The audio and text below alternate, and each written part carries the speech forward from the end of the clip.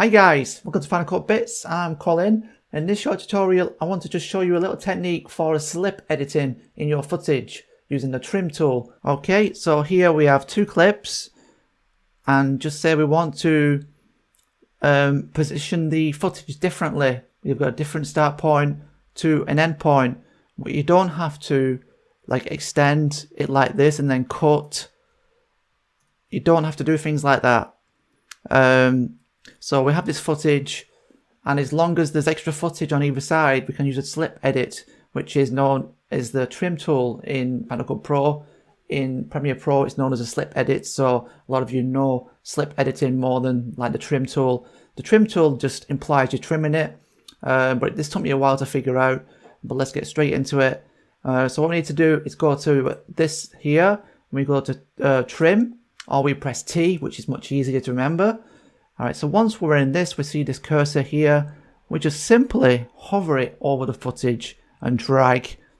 And you position the footage where you want to start it. The start is at the beginning here, and the ending's there. So you just position it how you want. I find this useful when slowing down footage, and I don't want the footage to extend. So I'm keeping it in like the same time frame, but I'm slowing down footage 50%. So then I use this technique to put the footage where I want to keep it, if that makes sense. So like I said, that's the start, that's the end. This will not work. Say in this clip here, this is no extra footage on either side of it, so you can drag, it does not work. You see it's flashing red. So that's no good. But once you're done with it, just get out of it as soon as you can, press A, or you just go to your cursor there, select.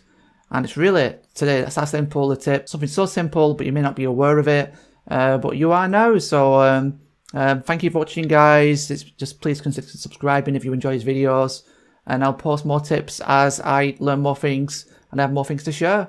Thanks for watching. See you soon. Peace.